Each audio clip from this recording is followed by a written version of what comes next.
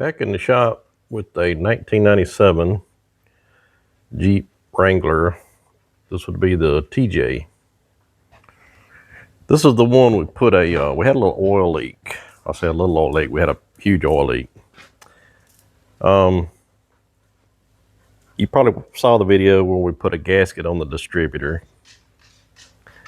That didn't fix it, so we put a valve cover gasket on it. And I felt really sure we had it then because it was very, very loose. The bolts were finger tight, not even finger tight. Still have major oil leak. So we're going to take some accessories off the engine to try to get a better look as to where the oil is coming from. It's coming from up top somewhere, and about the only other place it can be coming from now is the head gasket. There's not there's not real often, in my experience, that you see a head gasket that's blown on the outside edge. It's usually blown in the middle where there's pressurized areas such as your coolant passages and the between the cylinders where you've got the compression. Then you have coolant that leaks into the cylinder and gives you that telltale white smoke coming out of the back. So I have seen head gaskets that blow on the outer edge and give an oil leak, and it's about the only place left that this could be coming from. So ride along with me as we try to investigate that. This has the 2.5 liter 4-cylinder engine. If it's a rear main seal, which that's way down low, I don't think that's where it's coming from. You have to pull the engine to replace that because that's a one-piece seal. And it's back behind your clutch pressure plate. So we'd have to pull the engine for that. Anyway, let's hope that's not the case. Let's hope it's the head gasket and we don't have to pull the engine. Let's start taking some stuff off so we can have a look.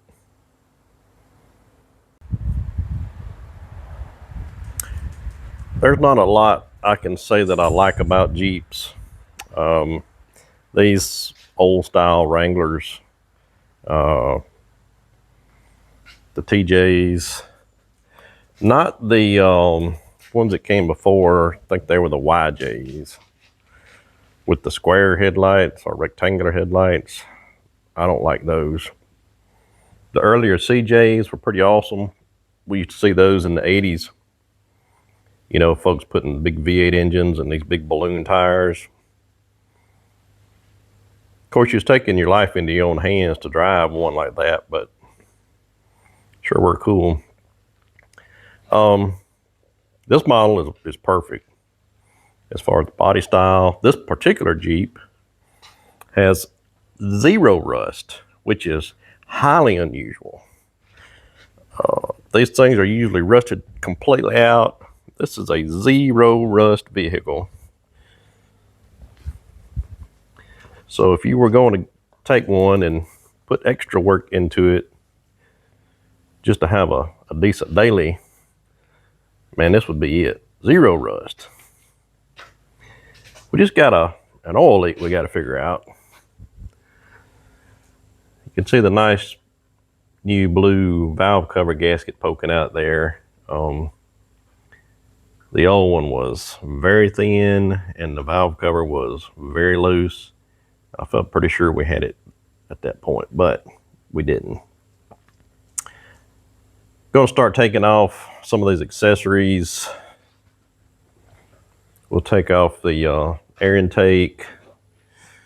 The air conditioner is not pressurized. There was a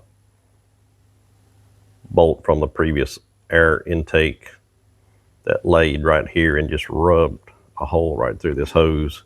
So anyway, we can take the compressor off, we can take the hoses off, we'll take the alternator off, we'll take that bracket that all this is attached to, power steering pump, fuel rail, which I just put a new fuel rail on it because, well, I bent the original one getting it off. Going to replace the fuel injectors for the customer.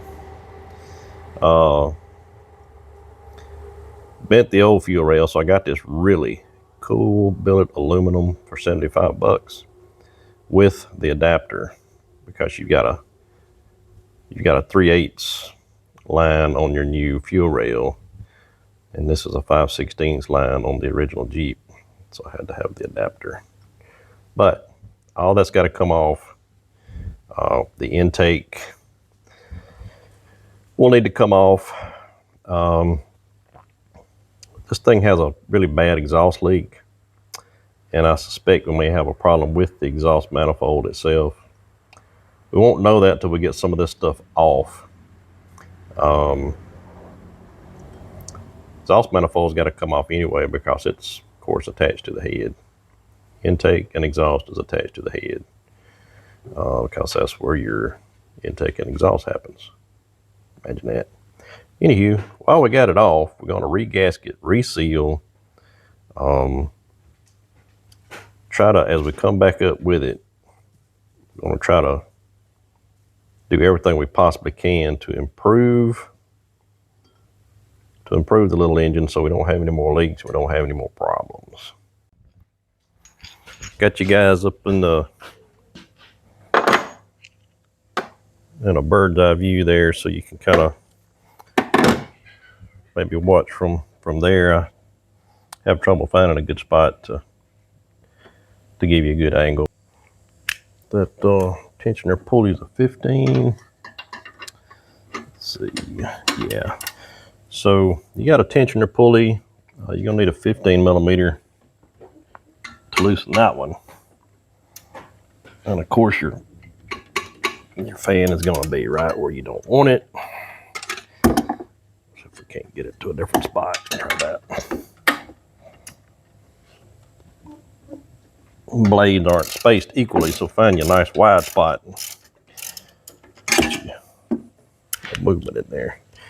So just loosen your tensioner pulley. It is mounted to this plate. That plate has a 14 millimeter in it that you'll want to loosen that as well.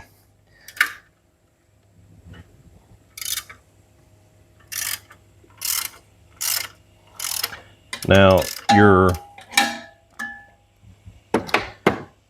adjustment for tightening the belt or whatever, it's up on top here, just below the power steering pump, between it and the exhaust manifold. I believe that's a 15 as well, I think. You'll need to put you a nice extension on it to get down to it. You'll run into some pigtails you'll want to unplug. I thought it was a 15. Oh, it is a 15. I'll put the 15 on it.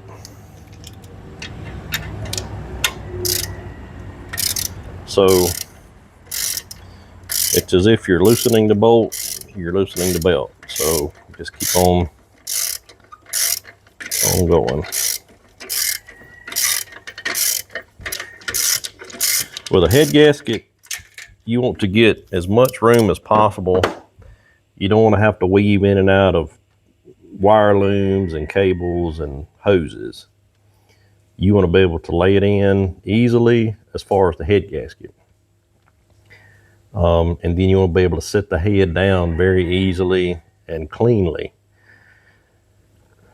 Because if you bend the head gasket, or if you scratch the head gasket, or if you get a piece of trash or a tiny wire pinched between the head and the head gasket, you will be redoing that job, I promise you. So you only want to do it once.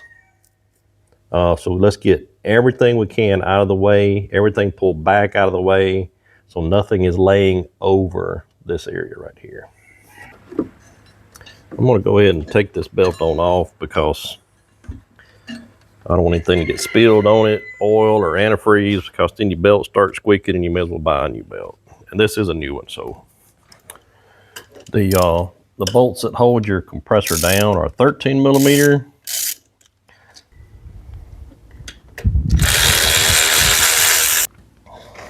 It does have a couple of plugs we need to unplug.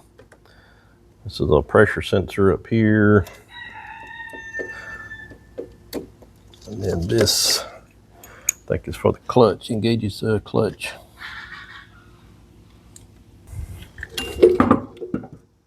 I think we can take the bracket off without removing the alternator.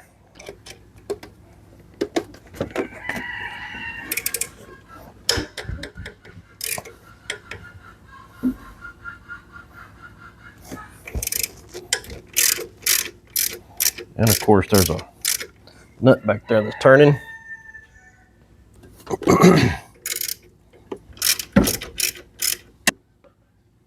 Makes it a little bit easier, especially when you got a spot you can't ratchet very well.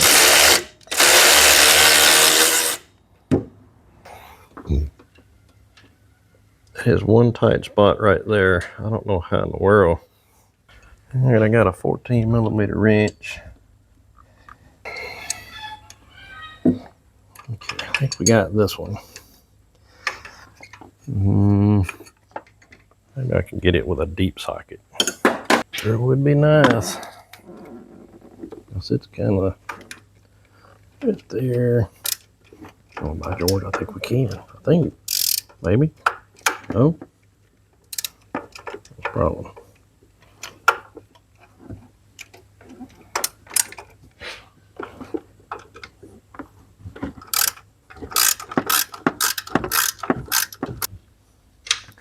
Yep, 9/16.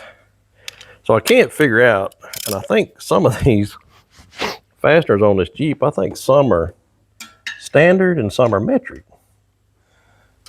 Why they would do that, I don't know, but I run into that particular situation right there more than once where the metric don't fit, but standard does. Then I run into where a standard don't fit, but a metric does.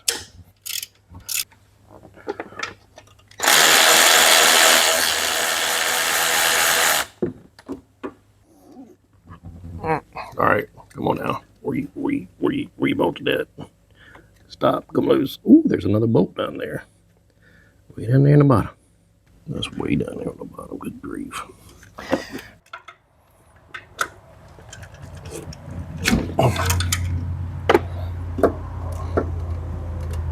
don't know if that's enough or not. We can try that.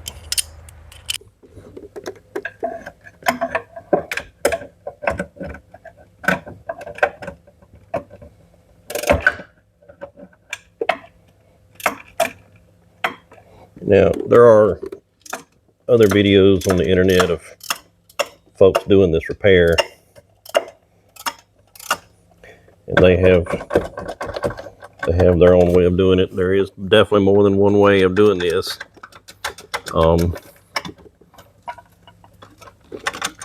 I'm just trying to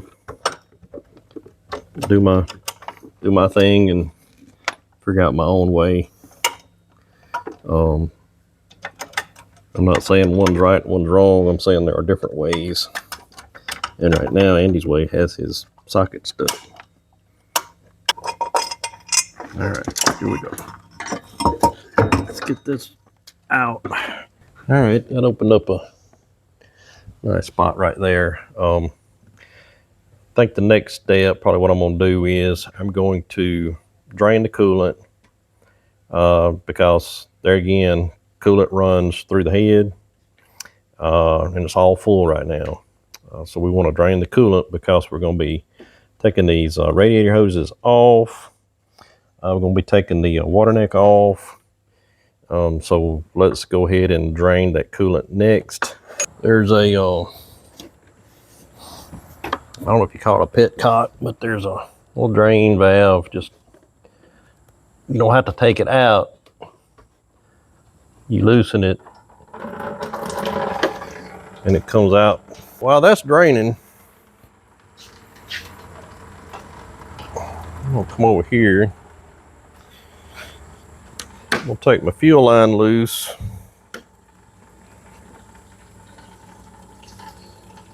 Shouldn't be any pressure left on the line. Jeep's been shut off for a while.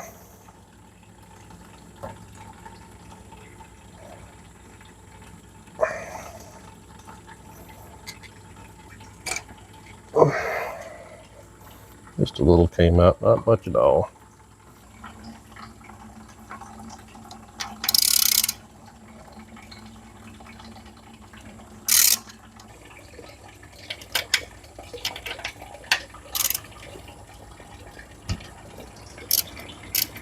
Let's go ahead and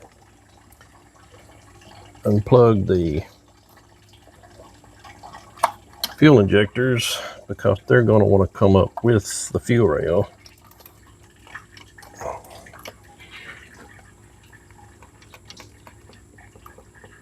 A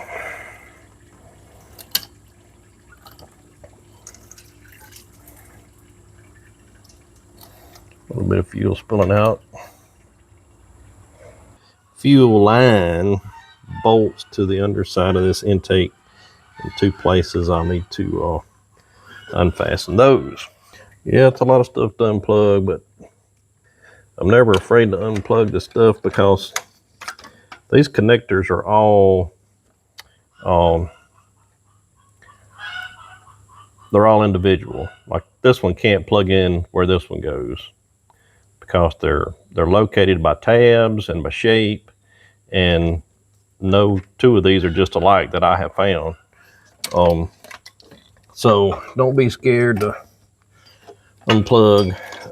And like I've said before, you know, the things that's been plugged in all these years, when you lay that harness back over the engine when we go to put it back together, it's going to want to go back where it has been resting for all these years. So those are the 2 reasons why I'm afraid to unplug things.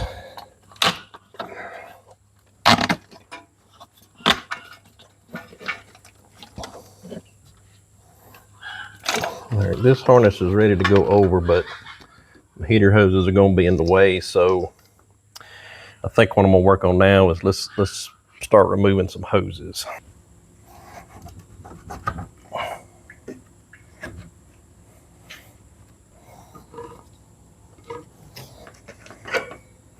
You've seen me use these little pliers before. They are really, really handy with getting hoses that are stuck on. Just give it a twist like that, break them loose.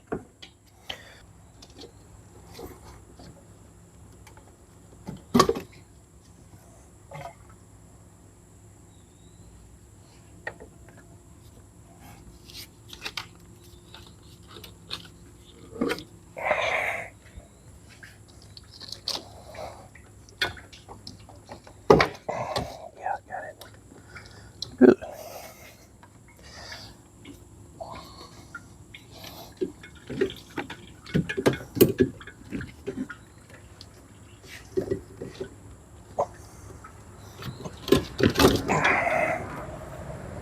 Should be able to get this harness over on this side now and tuck out of the way.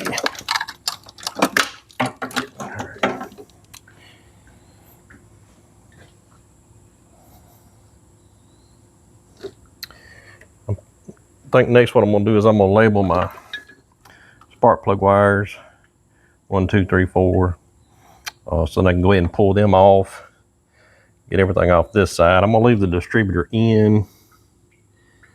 I don't really see a need to remove it right now.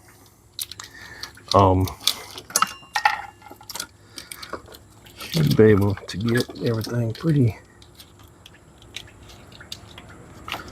well moved back at that point. So I'm going to get a magic marker and I'm going to mark my spark plug wires.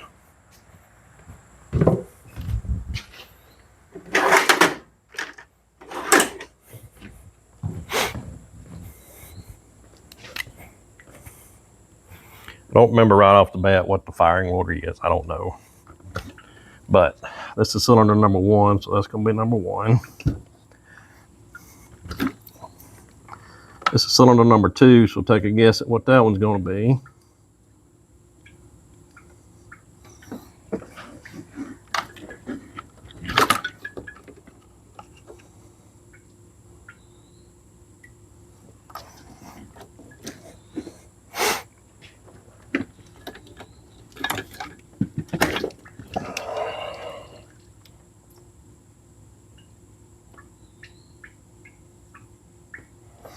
All right.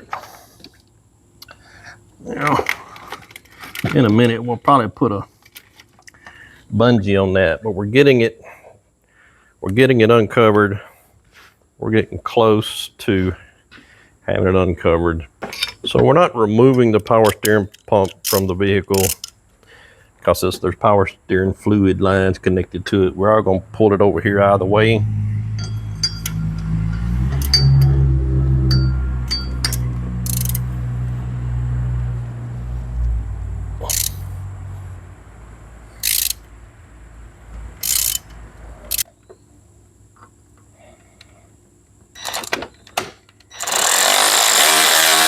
These bolts are long and they go all the way back till it gets to this aluminum intake.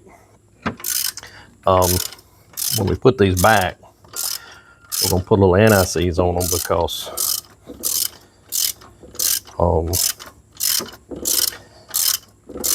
they've been in there so long and that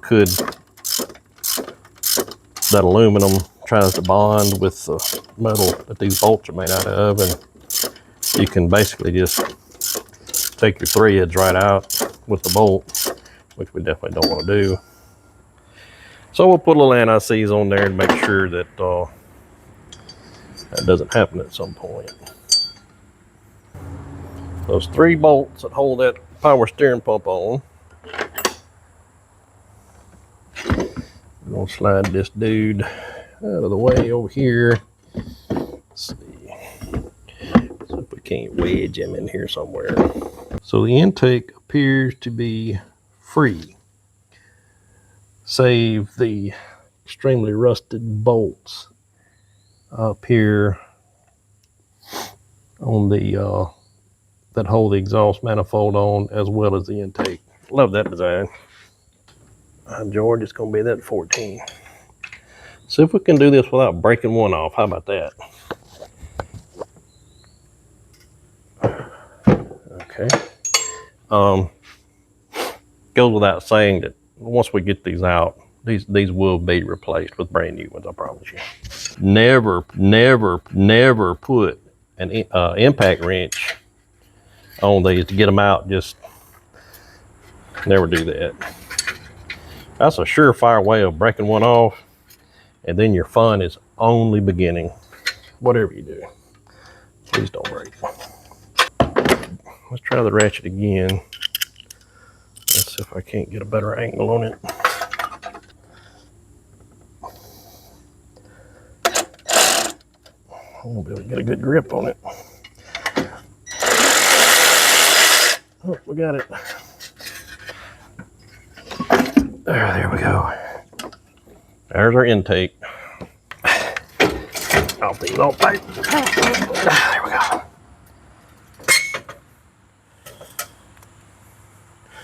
Exhaust gasket is demolished and burnt.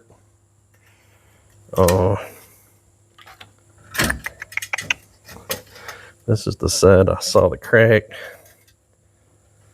Let's see.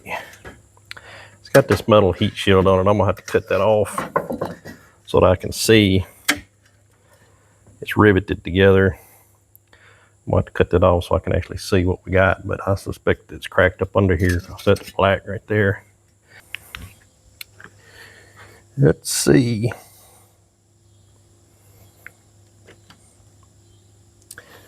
Well, first off, our intake is got a good bit of oil in it.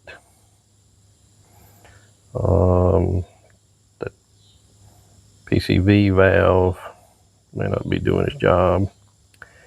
We may end up having to put a catch can on this because we don't need all that oil. That's exhaust, intake, intake, exhaust, exhaust, intake, intake, exhaust. I don't even know if you can see where I'm at, but anyway, it's a piece of the exhaust manifold gasket. There's another piece.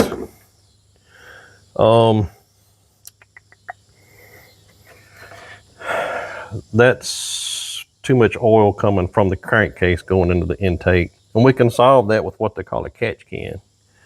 but I can see some major oil leakage right here in the front from the head gasket.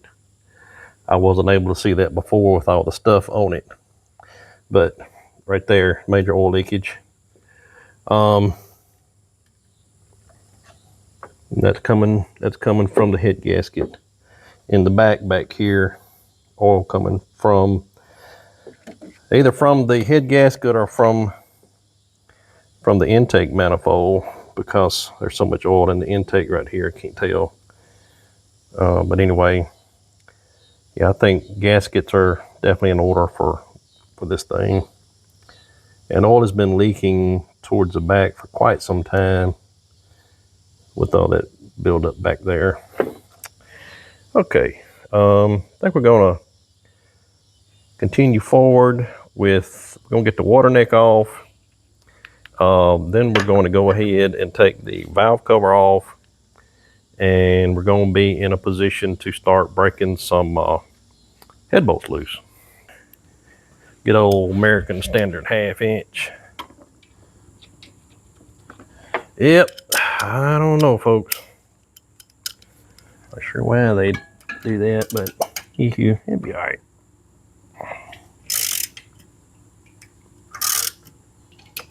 Half-inch bolt out of this.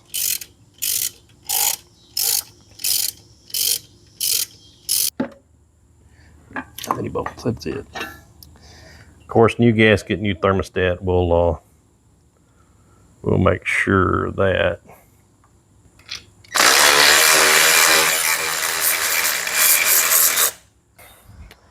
Gonna take our nice valve cover off with our new gasket we put on. Okay. So just in case you were wondering what kind of socket you have to get these head bolts off with, it's a 12-point socket, a 1/2 inch 12-point socket. Okay, so off camera, I went ahead and broke loose all the head bolts. The ones over here that are not underneath the valve cover are stud type head bolts. The ones underneath the valve cover are just bolts. Let's see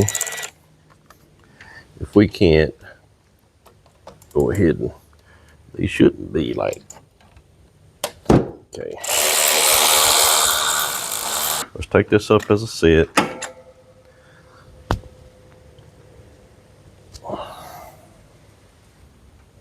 Push rod number 1. Push rod number 2. Now we are not reusing the head bolts. I sometimes do because I've never had a failure. I've never heard of anybody having a failure with reusing them. But on this particular project, I want to be sure that there's a quality, it's a quality repair. So we're getting a new set of head bolts with the head set.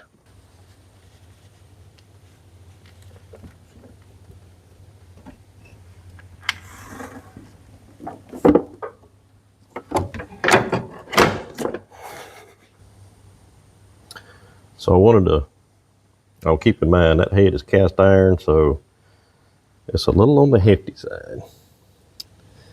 I wanted to show you guys how clean this engine is. Now you can see that black area on that side, the black area there. Sorry, light may be a little too bright. Anyway, over there, head gasket was definitely leaking in places. We just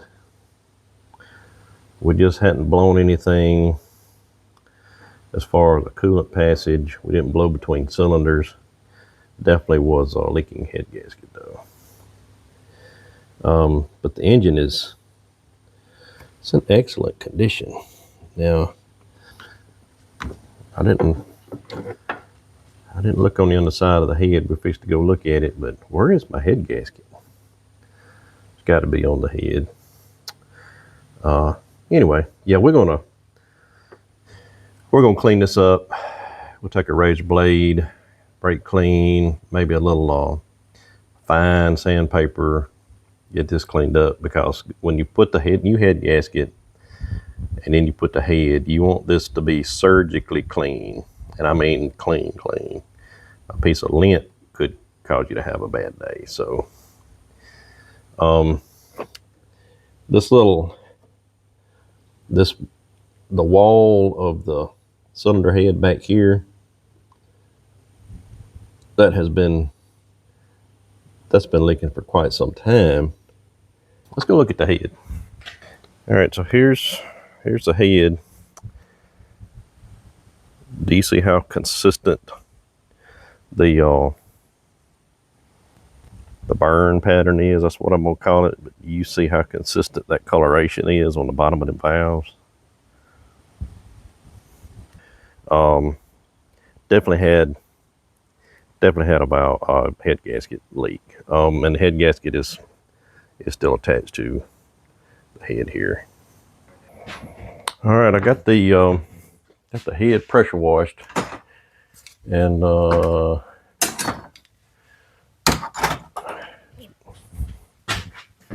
before I get too carried away with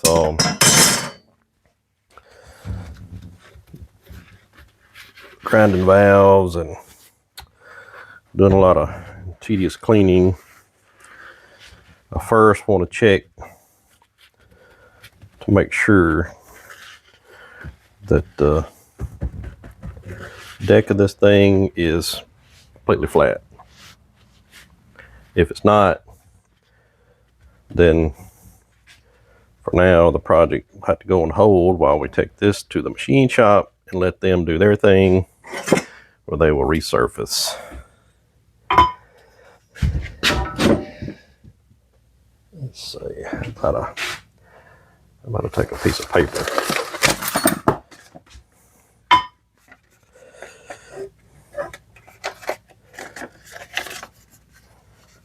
Let's find the straight part of it. That's a pretty good gap. That's a pretty good gap. Not so much there. Here. Here. Oh, wow. Okay. Let's check diagonally. See if we get the same. Not so much there. And there. Got some there, though.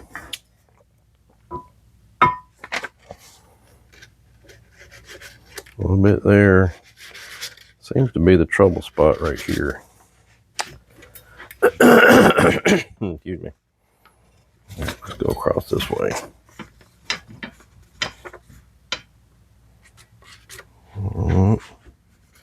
I could even see this is darker right here. I don't know if you can see it from there, but it's darker right here.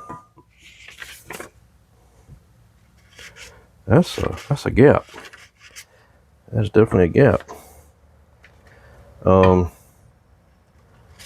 That head has to be machined. I'm sorry, it has to. So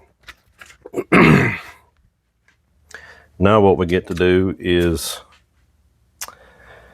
everything goes on hold now. This head has got to be resurfaced. I'm getting a pretty major gap here, and I'll show you. Get you down here where you can see it.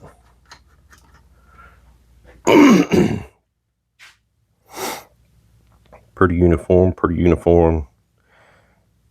See that dark area right there?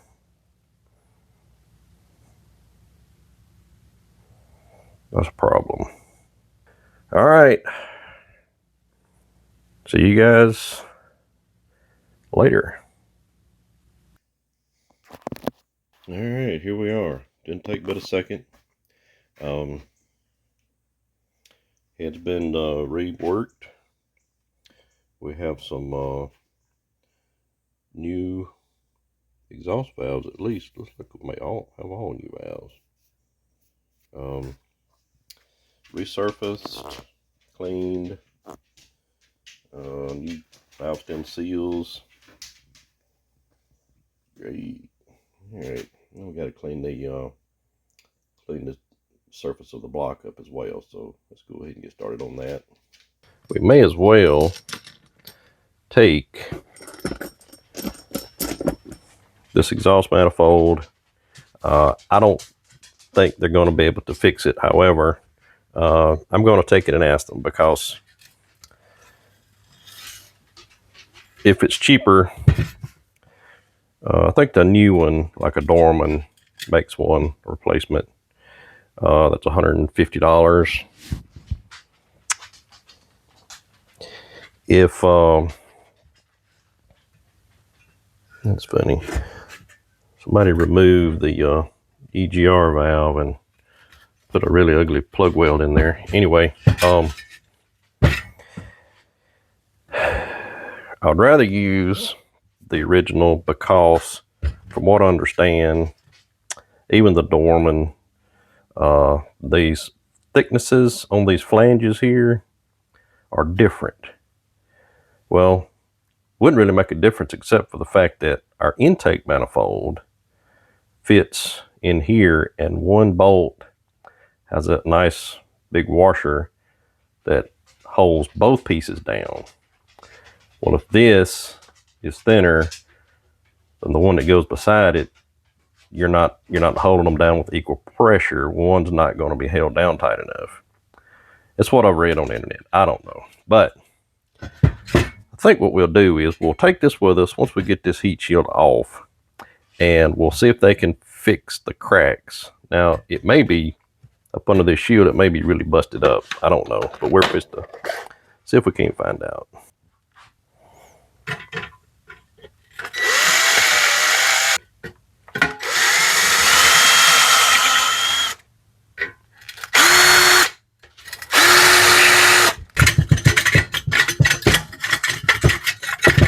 That one just wants to hang on.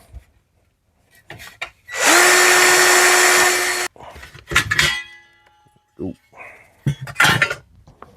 All right, so that whole piece right here, this whole section is about to come completely off, as well as this one over here.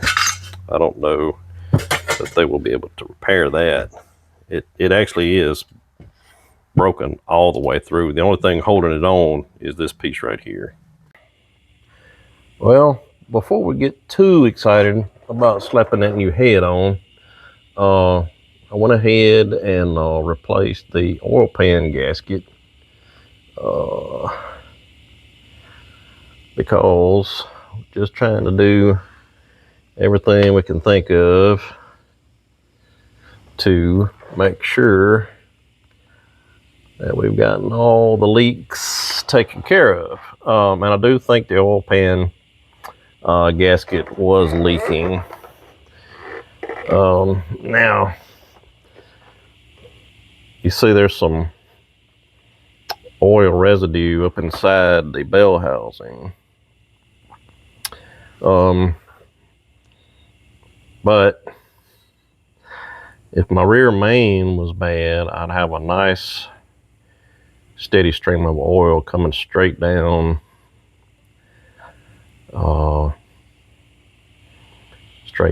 from there onto my flywheel. But there's not. But there is oil inside of the bell housing, and very possibly could be oil that has leaked down from the top of the engine, because there's no gasket that goes between your engine and your bell housing. But there is a good bit of oil residue in there. So if it was a rear main, like I said,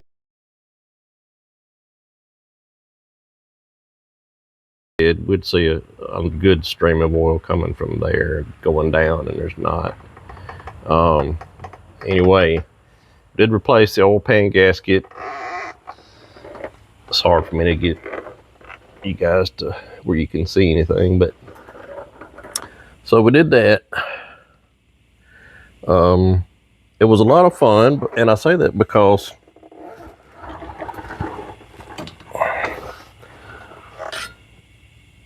here's where the starter bolts to. One starter bolt came out with a cheater pipe. It didn't want to, but it did. The other starter bolt didn't want to come out at all, and the head actually stripped on it before it gave way. So, had to call a friend of mine. He's good at solving problems like this. Basically took the grinder, ground a flat side onto the head, and then used an air hammer to get it to turn. Once you got it to turn, you put an easy out on it. And I'm simplifying it because it took him probably an hour, hour and a half. But we did get it out. So we're going to be replacing the head bolts. We are going to be replacing the head bolts, but when we put the starter back, we're going to put new starter bolts. Let me show you the starter. This is the starter. It is caked and coated with oil.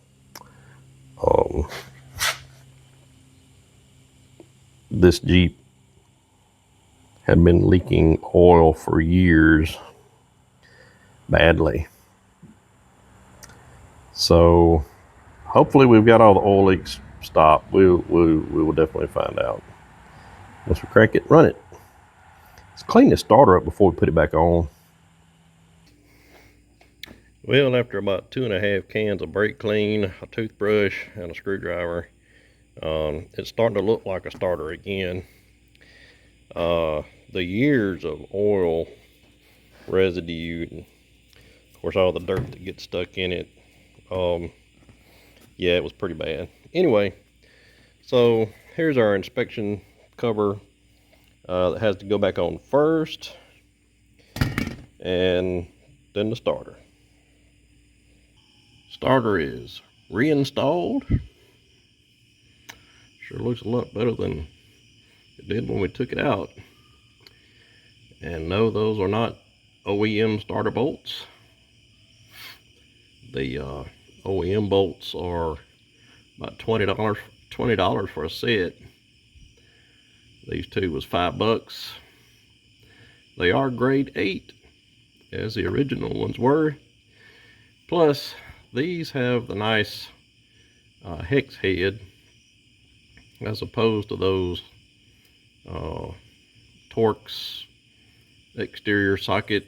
I don't know what you want to call those things, but yeah, hex head is much better. All right, starter installed. She's wired up. Inspection cover is back on. So I moved on to changing some fluids, and transfer case back here just above the skid plate. Now, side note, it'd be nice to get this skid plate off so you can get the stuff better, because everything seems to drain right on top of the skid plate. It supports your transmission and part of your drivetrain, your transfer case, and it's just too much trouble. So changing the transfer case fluid, drain plug, fill plug. Always remove your fill plug first, just in case it's seized on and you can't get it off. You'll still, if you can't get it off and you've drained your fluid, how are you going to refill it? So always remove your fill plug first, then your drain plug. That way you don't drain all your fluid and wonder how you're going to refill it, because refilling it from the drain hole, that'll be an exercise in futility. If you'll notice, what's draining out is a little milkshake looking and dripping from this pan. Now, your transfer case takes transmission fluid. So that's the reddish tint, but it shouldn't be milky looking. That's caused from a water intrusion somewhere. So anyway, we're going to drain it, then we're going to fill it with ATF plus 4. I believe ATF plus 3 is also suitable. We've also drained the transmission fluid, which is gear oil. Let me show you that. So your transmission drain plug is on the bottom of your transmission. Figure that. And my angle is a little deceiving because that drain plug is right on the edge of your skid plate. So yes, most of it drains down, and then some of it is going to get caught by the skid plate. To refill the transmission, the plug that's on the driver's side right here, that is stamped do not remove. I couldn't read the do not remove until I had removed it. Just a side note, nothing weird is going to happen if you remove it. The transmission oil will drain out, but that's not the fill hole. And that's not a standard torque size right there. Thus, the do not remove. Your fill hole, your fill plug is on the passenger side. Let me show you where that is. Okay, we're on the passenger side now. You'll see a plug with some wires going to it right there. That's not it. Just above that, you see that plug right there? That's it. It'll take a 13/16 socket. Your drain plug takes a 13/16 as well. This is your fill plug. Not that, not the thing that says do not remove on the driver's side, but that one. Now, it's a good thing I didn't record me filling this transmission fluid with the gear oil, because unlike a blood bath, it was an oil bath. People on the internet say if you get a hose long enough, run that hose between the body and the frame and go all the way back there to that fill hole, and run your hose like way on up, hanging from the rear view mirror, so you can just stand beside the Jeep and pour the gear oil in. Well, that's all good and fine, except for the fact that I don't have a hose that long or the correct size to put on the funnel I have. What I do have is a hose just big enough to fit on the end of my gear oil bottle. You know, the little spout that comes on them. Well, after that slips off about every time you try to squeeze your bottle and just basically squirt yourself down with gear oil, you will smell terrible. That stuff is not known for smelling good. Now I got to figure out how to fill the transfer case with the transmission fluid without taking a bath in that. Side note on the gear oil to use, most everything that you're going to find in the auto parts store is a GL5. This transmission, the AX5, which is Chrysler transmission, manual transmission, has brass synchronizers in it that the GL5 will wear. Apparently, from what I've read, it will wear those brass gears prematurely. So the recommendation is a GL4 equivalent, and about the only thing I could find locally, and this is also a GL4 equivalent, Synchromesh. Valvoline makes it. Synchromesh for manual transmissions, Chrysler manual transmission vehicles. So do your internet research. There's something called a Redline MT90 that the vast majority of people use. I cannot find that locally. I can't find anything GL4 equal except the Valvoline Synchromesh. And there's, I think Pennzoil makes a Synchromesh. but that is acceptable for yellow metal in a transmission. Yellow metal, medium brass. So wanted to throw that out there. Be careful what you put in your transmission. Do your research. So necessity is the mother of invention. The necessity was I needed to figure out a way to stop taking a bath in petroleum chemicals. So this is the top that comes on the gear oil bottle. You can't put a hose clamp to hold this tube on because that top is tapered. Hose clamps don't do well on tapered things. Took some glue I had. It's kind of like super glue, but it doesn't dry quite as fast anyway. Clean your top off with a little brake clean, get all the oily residue off. Glued my tube on. Now, there's no gasket in here, so I had to make my own gasket with a piece of this cork gasket maker. So I made me a gasket, and so filling the transfer case was really easy. I took another piece of tube, a shorter piece of tube than I was trying to use on the transmission. And when you get back there on the transfer case, there's plenty of room for you to hold the bottle in there and hold it up to where your fluid is running the right direction. But this worked great. If I had glued this onto this top when I was doing the gear oil into the transmission, I would have probably not spilt quite as much. Before we get too excited about putting it nice new head on, I had to get a new exhaust manifold because, well, I showed you the other one. It was cracked up and busted up. But I want to show you the difference between the new ones you get now and the original.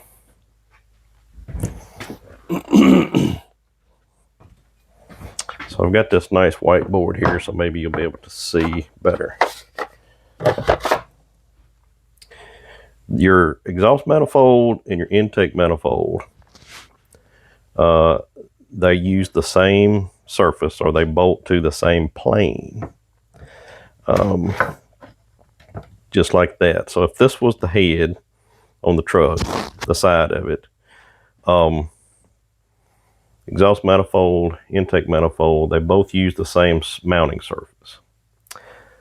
And the way that the intake manifold is held on up on the top here is by a bolt that goes between the exhaust manifold, the intake manifold, and goes in one of these washers.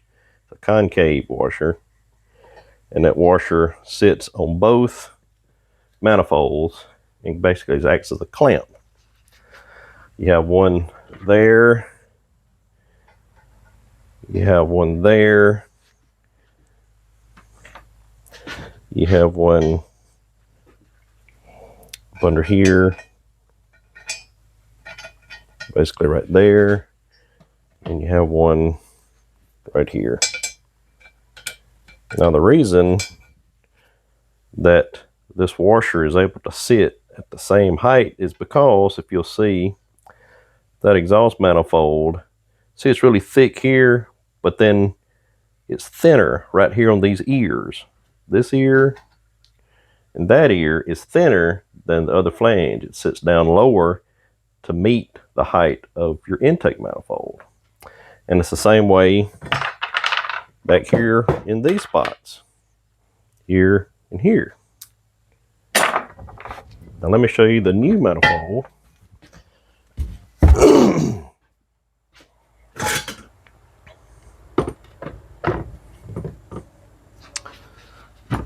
And let's compare it to the old manifold.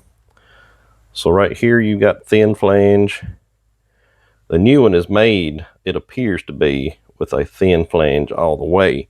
This one has thick and goes to thin. This one's just thin. So these ears here and here, they're thick just like the rest of it. It doesn't get thinner here. Well, what does that matter, you might ask? Well, I'll show you. So when we get these up there on the head,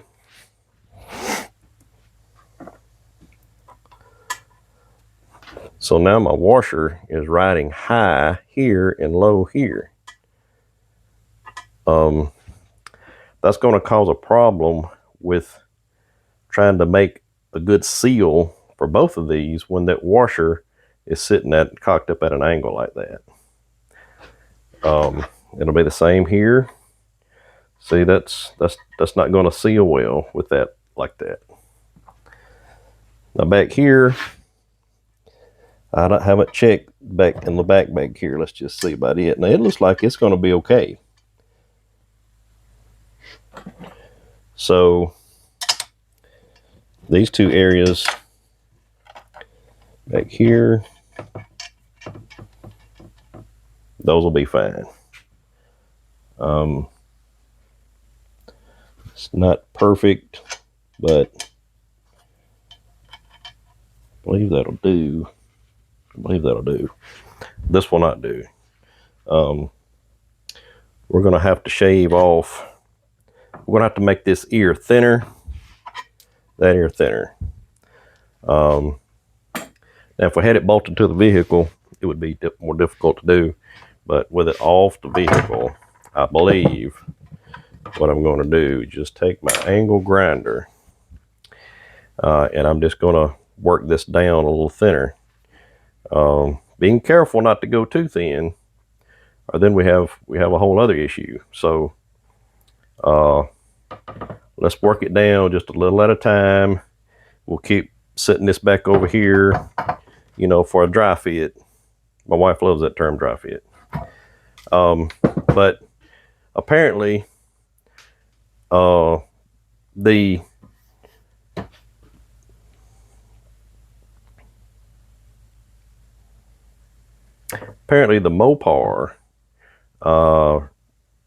Mopar replacement parts for this thing, they're unavailable. They're no longer being manufactured. They had a replacement to this that did not have your EGR port over here, or this I don't think this is EGR. This is like preheat. I'm not sure. Anyway, it did away with this port and this port. So those are no longer available. These aftermarket ones are available, and with shipping and everything, you can get them for about $100. But they're all Chinese parts at this point.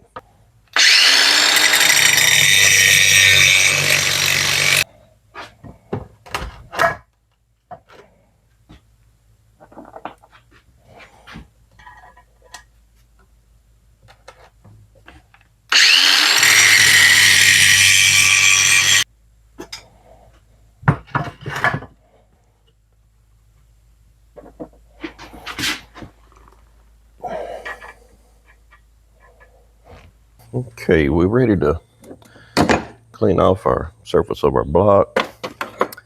Ready to put the head back on.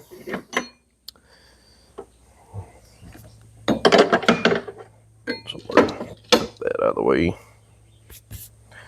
Okay, so I'm gonna get probably a Scotch-Brite pad and go ahead and might get me a blade first and scrape this dirt away from all those openings.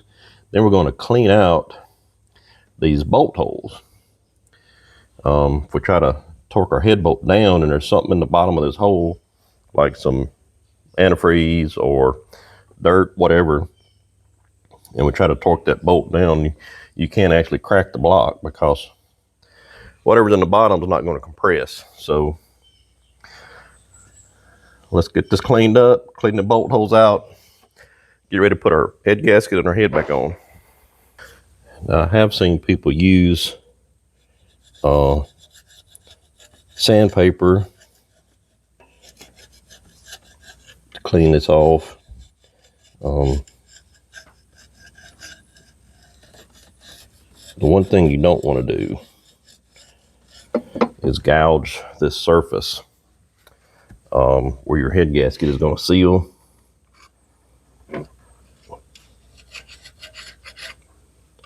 If you don't get a good seal on your head gasket, all this work, expense, Be for absolutely nothing. So the Scotch-Brite pad, and I had a couple of these in the shop. They're not going to scratch the metal, but they can get the residue and all that off. So that's what we're going to use.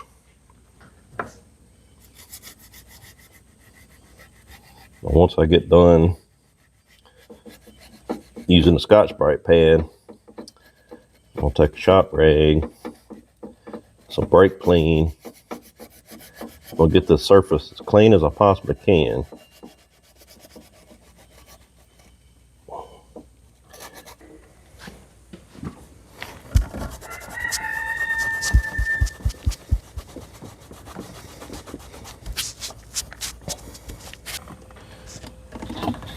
And then just feel. You want it perfectly smooth. Definitely want it clean. Okay, now we're going to clean out bolt holes. So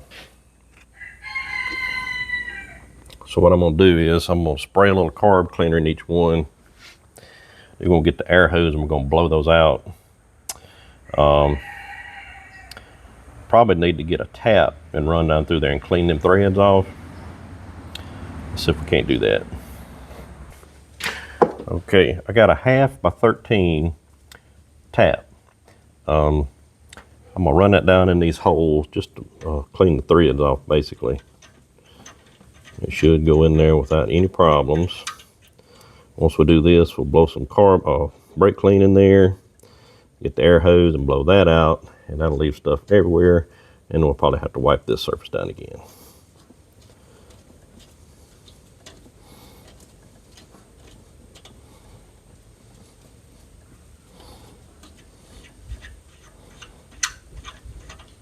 Don't use a power tool on this tap when doing this.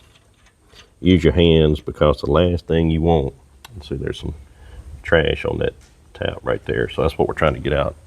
But if you cross thread this, your project just got a whole lot worse.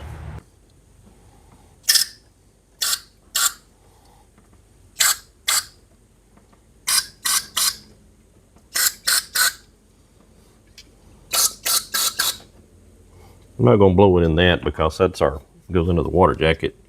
I know it's running all down there, but we didn't get any down in the. Even if it goes down in the engine, by the time we get everything put together, it should have evaporated. It's my story anyway. A little bit of residue in that one.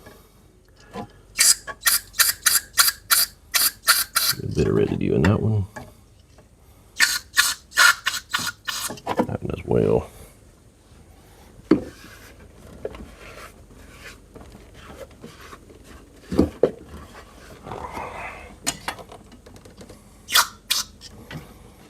I already hit that one, didn't I?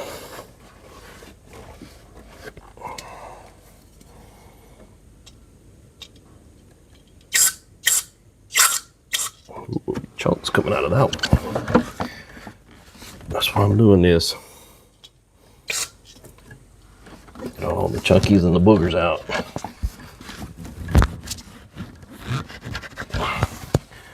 All right, we go. Gonna blow those out, and then we're gonna wipe the surface down again. I use this long one because otherwise I'm probably gonna get it all over me.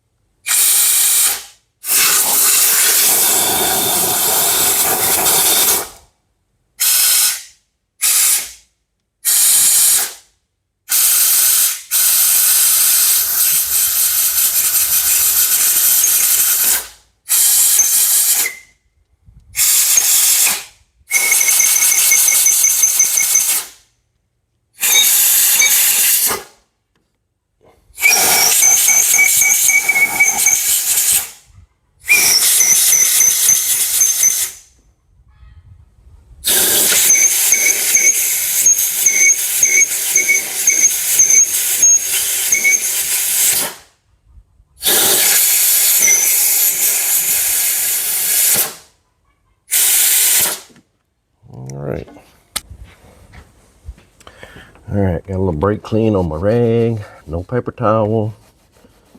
Clean this thing off again, make sure none of them tidbits are left on the surface here. And pay special attention to this little wall over here on the side, up against your distributor. About as clean as I can get it. So this engine doesn't have dowels or location pins, so that when I set the head on it, I have something to line it up with. So what I'm gonna do is I'm gonna take 2 of the head bolts and I'm gonna cut the head off. I'm gonna go ahead and thread one here and one in the other corner. That'll give me something to go ahead and put my head gasket on. It'll hold it in place, and then it'll give me something to line the head up and drop it into place. Put me a couple other new head bolts in, and then I can unscrew them dowels. Let's do that. So what I'm gonna do is I'm gonna put, let's just put one in, piece of trash right there. Just put one right here in this corner. You don't have to put it all the way in, but a few turns. And then let's put one over here in this back corner.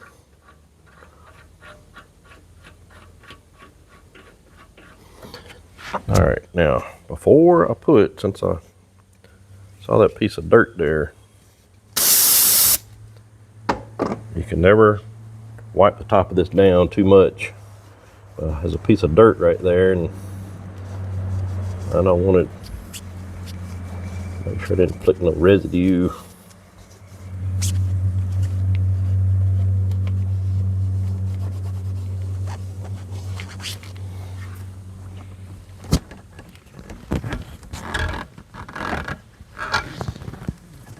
Okay, all right. Let's get our head gasket and lay that on top. Now, there is only one way that this thing goes. You may say, well, it goes that way, but if you flip it over, you can put it that way too. They make it real easy for you. That says top. So, here's your drainage back into the oil pan. So it makes it pretty simple. Use your dowels you just screwed in there. And by the way, on the dowels, I cut the heads off of them, but clean those things up before you bring them and put them in here, because you'll have metal burrs up here on the top where you cut the head off. The thread will still be dirty from when you first took them out. Clean those things up before you use them as dowels. So, just saying.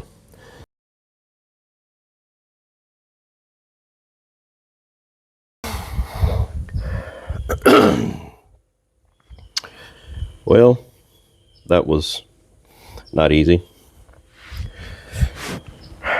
Trying not to touch the bottom of the head on anything. This little pipe is going to be in the way. I pulled it and got it out of the way just barely enough. So the problem is, you know, with the studs in there,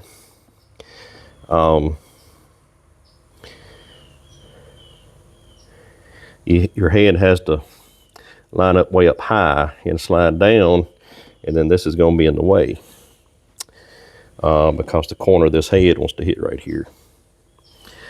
So I pulled that out of the way enough so it could slide on down. Now we got to take our dowels out after we put a few more head bolts in to hold her in place.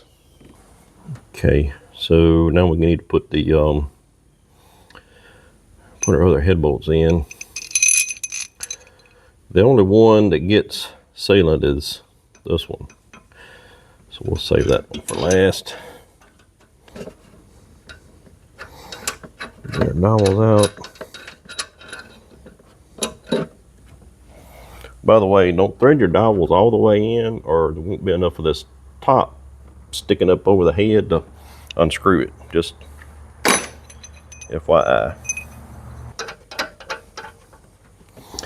All right, I'm gonna go and get my 12-point socket The torque on these is 22 foot-pounds on your first round. On your second go around, it's 45 foot-pounds, and then you check it. You do a second round of 45 foot-pounds to make sure.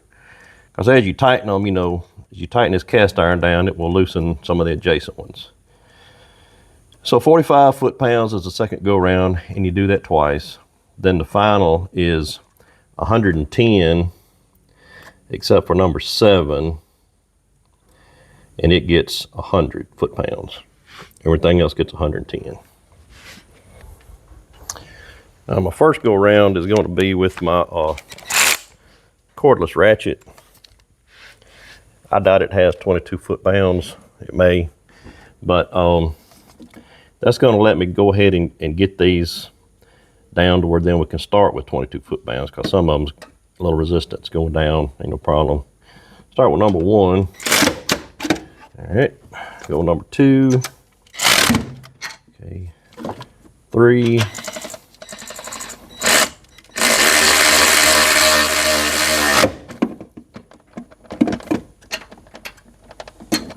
4.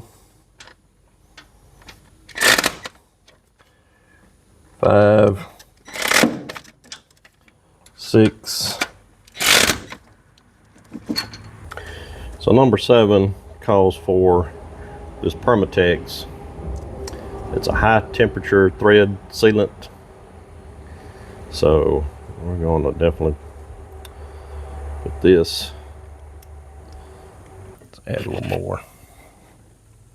Is it too much? I don't know. That's my story and I'm sticking to it.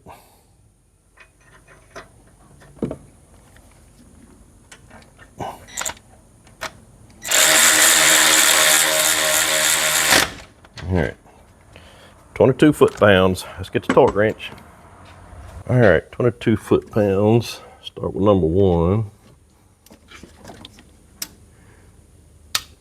It's already there. Number 2, it's already there.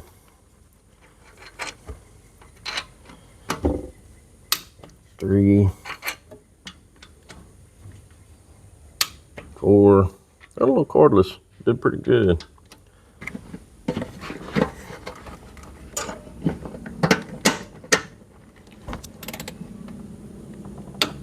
There.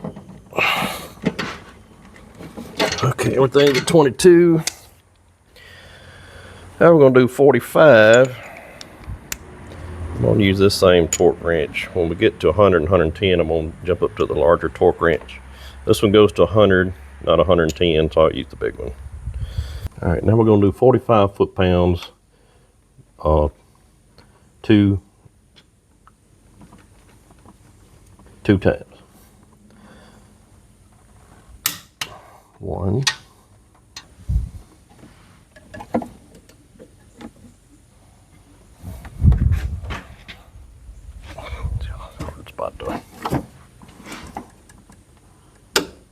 10. All right, one more time with the 45. Make sure, let's see if we get any tighter with number 1. Nope.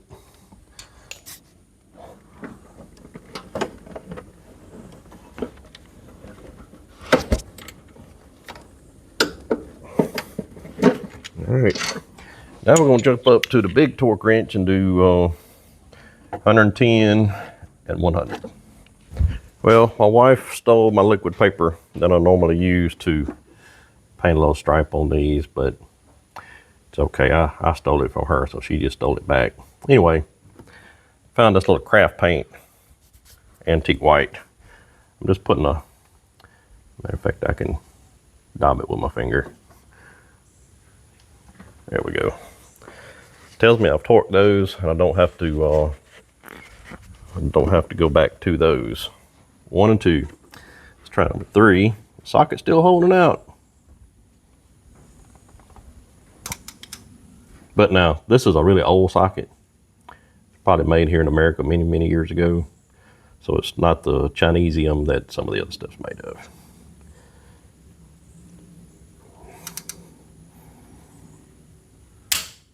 All right, number 3.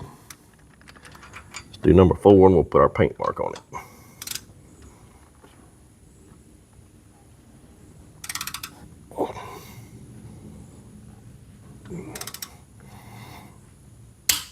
Number 4.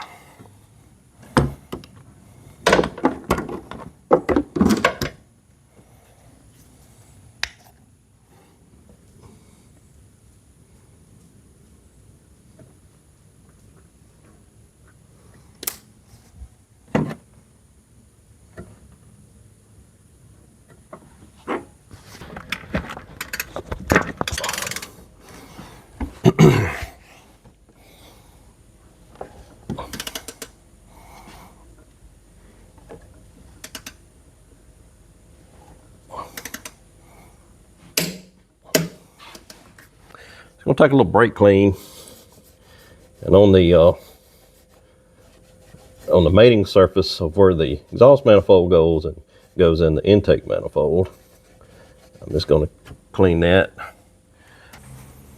All right, I hope you can see that okay. Anyway, this is the surface where our exhaust manifold, intake manifold bolts to. This one on the bolt that goes on this end, the bolt that goes in the other end down here, those have sealant on them because apparently they go into a water passage. So let's put those in first, and they, along with these dowels right here, they can act as some locator dowels for our gasket and our manifolds. So it looks like the torque spec on your exhaust manifold and your intake manifold is 23 foot-pounds. So I'm just going to go crazy and do 25 foot-pounds. So I'm going to put these studs in first, this one here and this one, that one on the other end. Then we'll get the gasket put up there. We'll put the exhaust manifold up there and start getting the intake manifold up there because they both bolt to the same surface.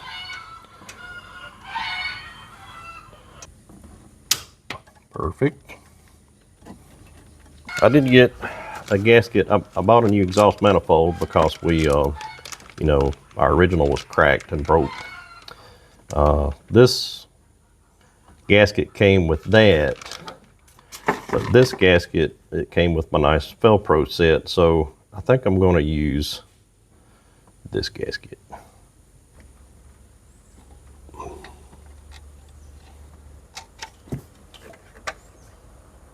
I did paint this with some primer, some high temperature primer, just to keep it from rusting right away. Make the engine bay look just a little bit better. Okay. All right, that's way better than our old one did. Not gonna tighten anything just yet. Just trying to get some stuff in there to hold things together. Those concave washers that I showed you when we were grinding these ears down right here, you will have to reuse those. They don't come with, I bought the exhaust manifold bolt kit. Came with the studs, the bolts, nuts. They don't come with those concave washers. You will have to reuse those, or if you discard yours, you'll have to buy those new separately.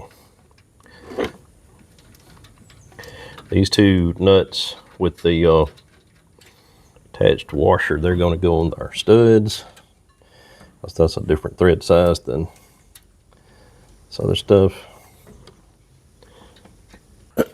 Set it in there and start looking at this thing.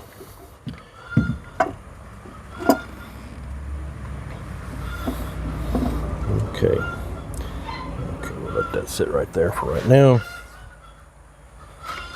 Get one of our new bolts and one of our old washers.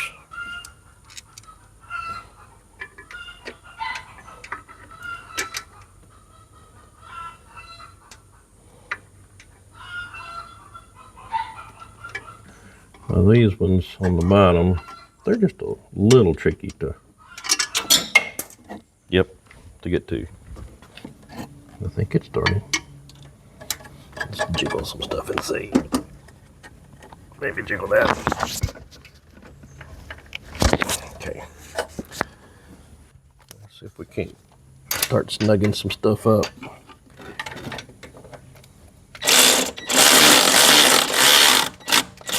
I don't want to tighten anything yet. Don't want to torque nothing. We're just making sure we got things going in the right direction. Leave room for adjustment. If something is binding, it'll hopefully break itself free.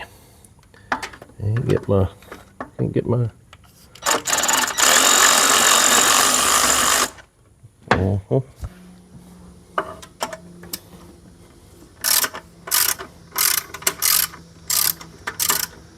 hard to get something in that little tight hole.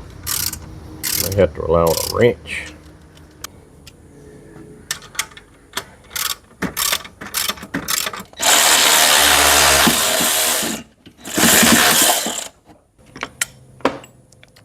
All these get 25 foot-pounds or 23 foot-pounds. 23, I've got my wrench set to 25.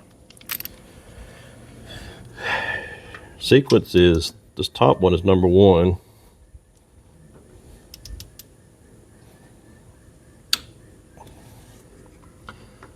Number 2, that I can't get to. We're gonna try.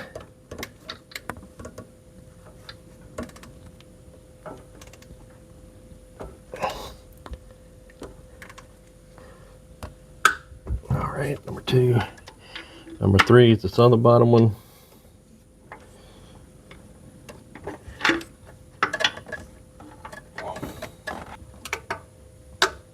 Oh, thank you, Lord. That was 3. This is 4.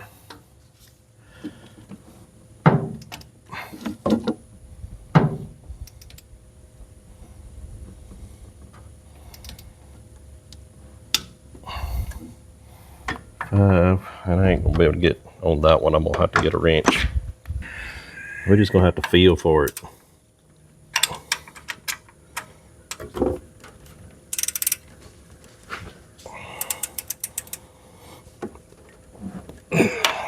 $22. This will be 6 down here.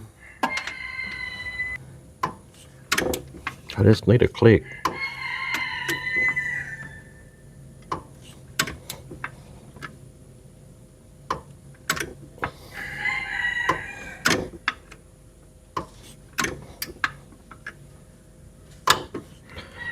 I think that was it. Oh.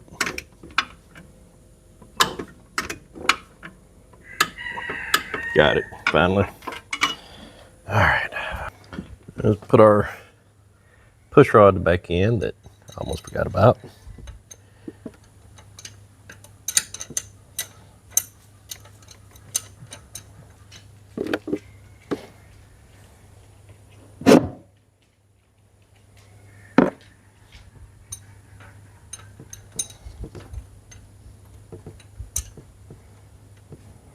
You'll feel when you put the push rod in, there's a little pocket on that lifter. You want it to fit right in. So if you don't know how the push rods work, they sit on top of a hydraulic lifter. The camshaft pushes against the lifter. The lifter pumps up with oil. It also pushes the push rod. It also fills the push rod with oil. The oil comes out of the push rod. It lubricates your rocker arm, lubricates the whole up top assembly here. So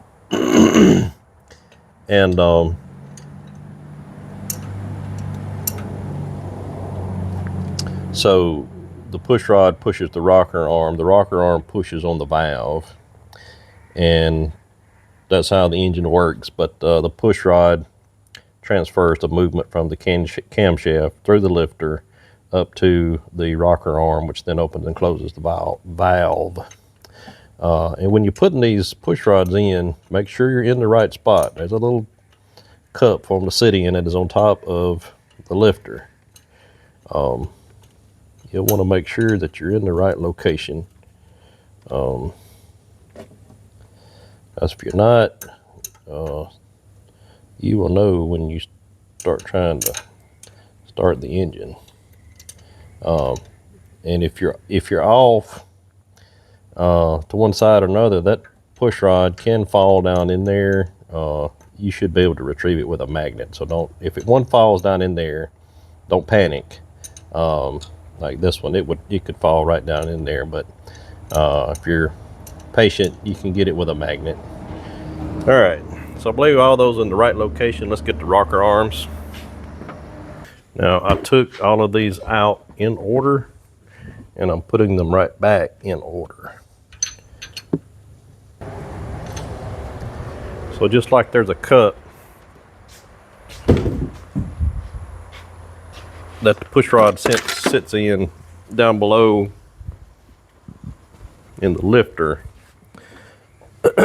there's a cup on these rocker arms where the top of them fits. So before you bolt the rocker arms down, make sure your push rods are in its cup. Let's get your bolt started. This end will push on your valve. This end will push rod. Now the torque on these bolts is 21 foot-pounds. I'm probably gonna do like 22 or 23. Don't ask me why, I'm just difficult. Make sure your push rod will rotate as well. You know, before you torque them down, that push rod, you need to be able to spin it with your fingers, and you shouldn't be able to hear anything. It shouldn't be any noise. It shouldn't move around. It should just spin in your fingers quietly. No sequence on these, so start at the front.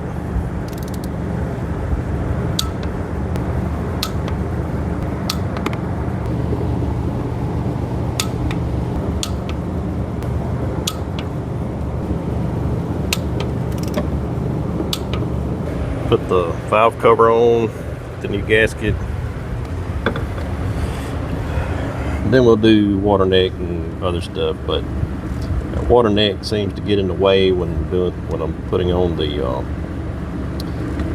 putting the valve cover back on. So let's see here.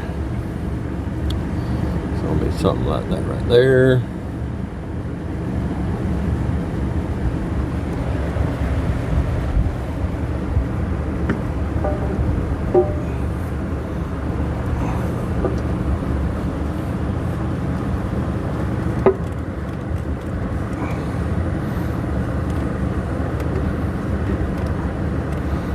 Looking and feeling pretty good. Get some bolts.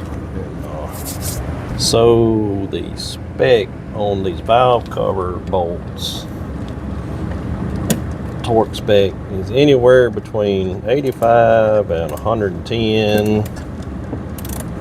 So who knows? I believe we do these in a circular pattern like the others, we should be fine.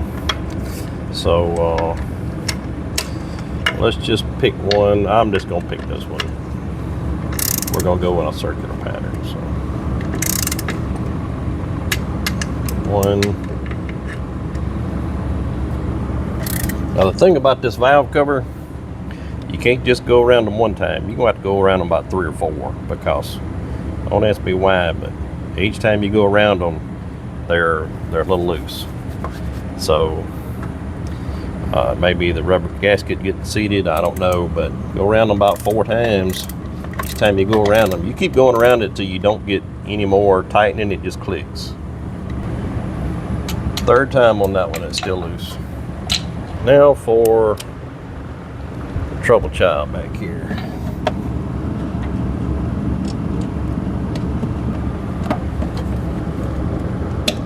All right, I'm calling it good. That's good, done. Now I'm gonna show you something.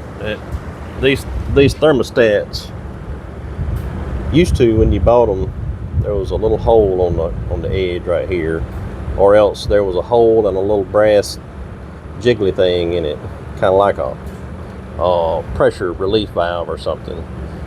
These you buy now, they don't have that hole in them, and it's a good idea to get like your smallest drill bit and go ahead and drill you a hole in the flames on this flat part around here. You know, helps the air to bleed off when you're low and you feel you're cooling up. That little hole helps air to bleed off when the thermostat's not open. Alright, now I'm going to use a little RTV for a couple of reasons. This cast iron right here around the water neck right here. There's no way to really resurface that. It does have some imperfections.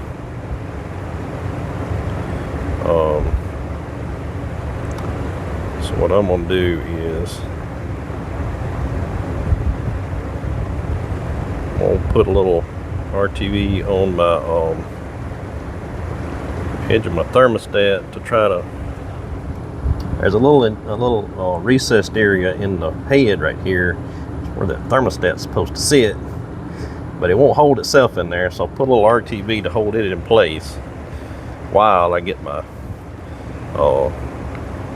If it'll stay, I hope it'll stay. It should stay. Now I'm gonna get my water neck and gasket, put me a little thin coat on that.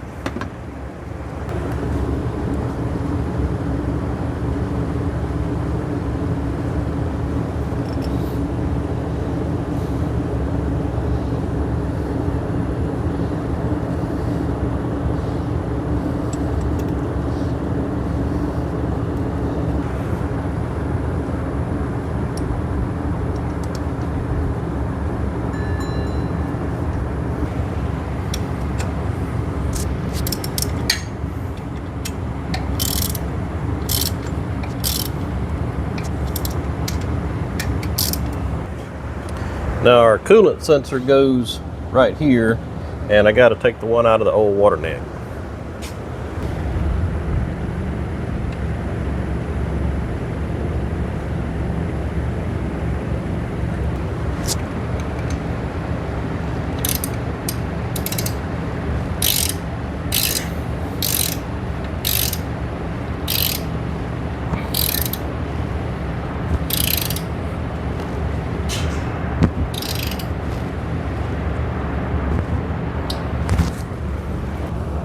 Now on this connection, I use the paste type of thread sealant because this is more of a plumbing connection.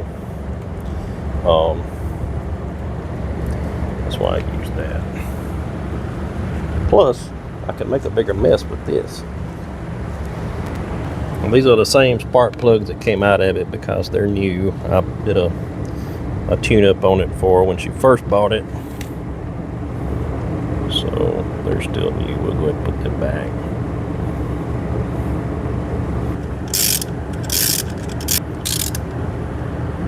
Torque specs are readily available. That fancy AI thing will pop up when you ask the question. It'll tell you what it is. That's our number 1 wire.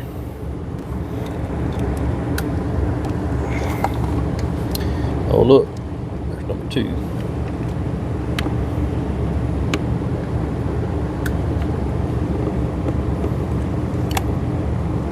Number 3.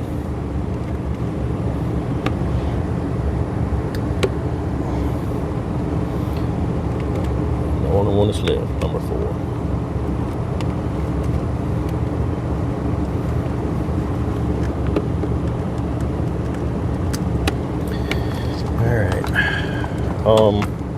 Tell you what, let's do. Let's move from this side back over to that side and do fuel rail, injectors, all that stuff to get all this mess pulled back over there to where it's supposed to be.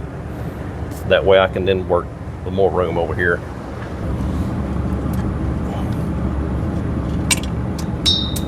Oh, drop that. We'll never find that again. And you'll remember our nice new injectors, our nice new aluminum billet fuel rail. It's really nice. Okay.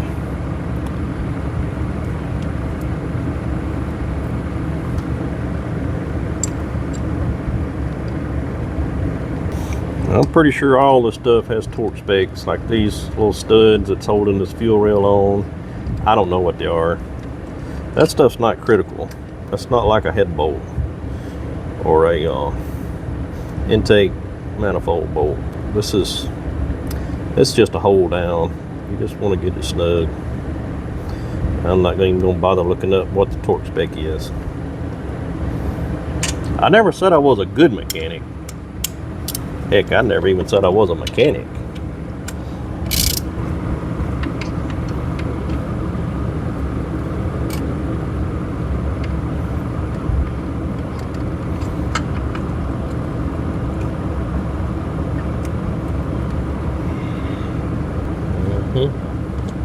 See, when you get older, it takes a minute to remember where all this stuff went. And we're getting somewhere.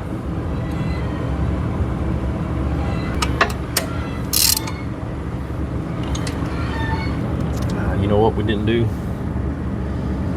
This grounding strap right here. It's got to be on this engine. And I think it's supposed to be on this head bolt right here. Because there's a nut that goes on there. Yep, let me find that.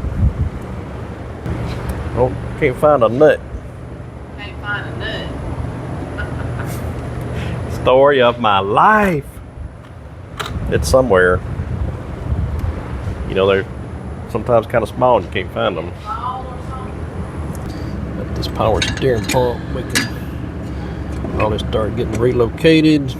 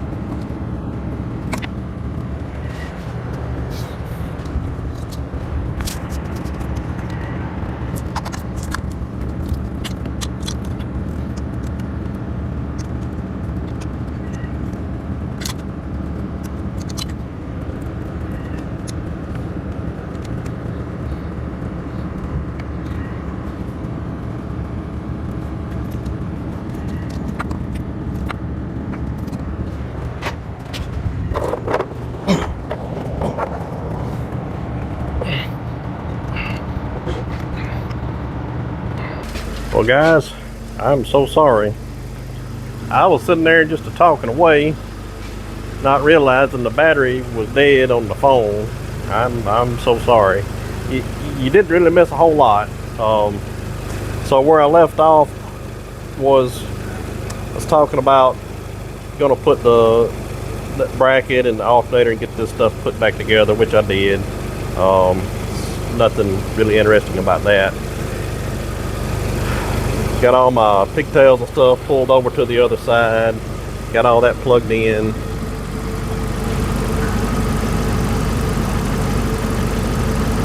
Filled it up with, well, backtrack just a little bit. I was ready to put my 5 quarts or 4.5 quarts of oil in. I don't remember, I got so many vehicles, but go put some oil in. And seeing as how the oil fill is up under my air tube over there, I had a transmission filter kind of come out, and I was putting oil in it, and I was not watching what I was doing. Overfilled that, it spilled out directly. Of course, I didn't have the vehicle running yet. It spilled out directly on top of my serpentine belt, everything on the front of the engine, like a half a quart. So that put a kink in my plans. Had to get the customer to run grab me a belt right quick, because you'll never get that belt to stop squealing once you get oil on it. You can't get it back out of that belt. Anyway, took that belt off, sprayed brake cleaner on my pulleys where the belt rides, got all that off of there, installed a new belt. I've got the coolant in the radiator, waiting for the thermostat to open. Then I'm gonna top it off. Fired it up, so where we used to have a really bad exhaust leak over here, quiet as a mouse, quiet as a mouse. It still has an exhaust leak, but that's going to be, you can't see it, but anyway, the muffler clamp right there, that looks to be suspect, and the muffler is right there, and that skid plate is totally in the way. So I feel like that hose clamp is probably leaking. I'm gonna let a muffler shop take care of that. But up top here, my goodness, it's quiet and it's smooth. There's a little bit of ticking noise, but you know, you got to remember, man, this thing's got well over 200,000 miles on a Jeep engine.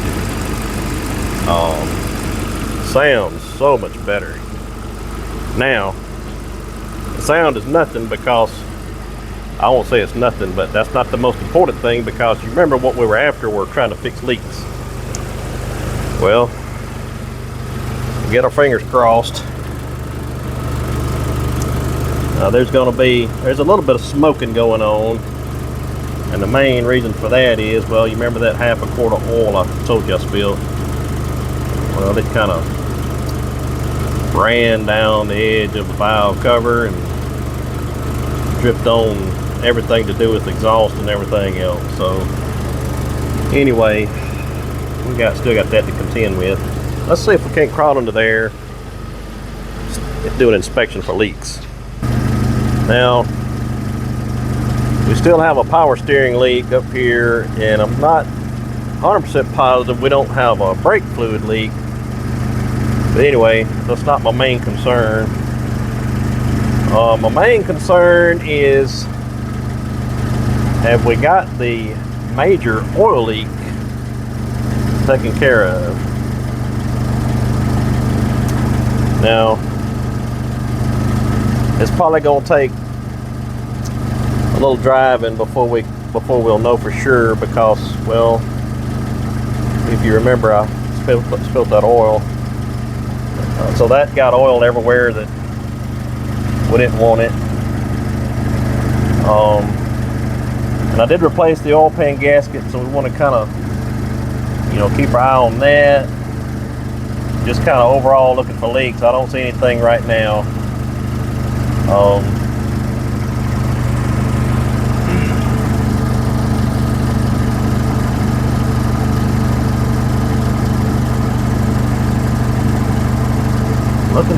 It's looking good so far. Right there is where the where your rear main cap is. See anything leaking down there? That's really good. Let's go back up top.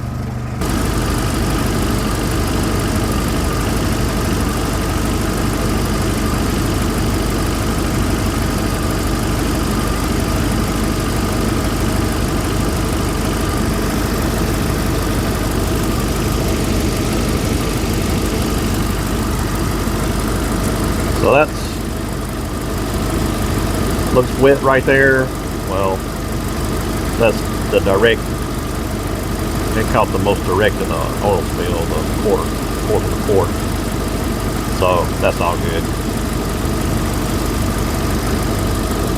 I don't see any water leaks out of our fancy new water neck. No leaks around the hoses. Still have a pretty bad power steering leak. Due to a power steering gearbox that's leaking. Now, probably do that maybe next year. We'll do the hoses, the box, and everything. I'm just looking for something suspicious.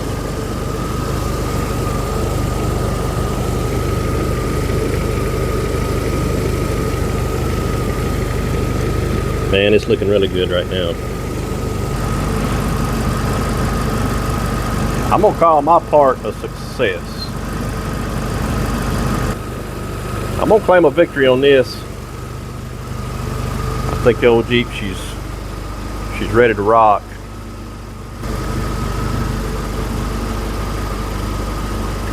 Hope you guys enjoyed it. I'm sorry I didn't realize the dadgum battery had just gone dead. I was talking away, man. We was doing stuff left and right, but like I say, all I was doing was putting brackets back on and whatnot, so didn't miss much.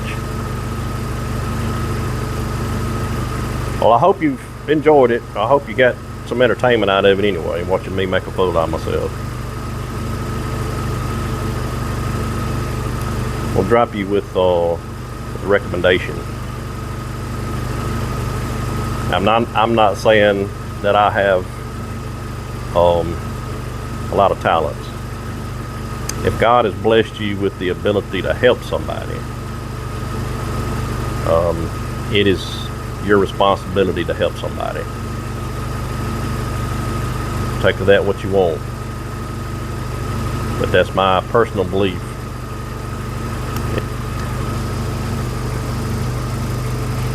Y'all have a good day. Subscribe if you haven't. I'd really appreciate it. Always remember, be kind to one another. See you next time.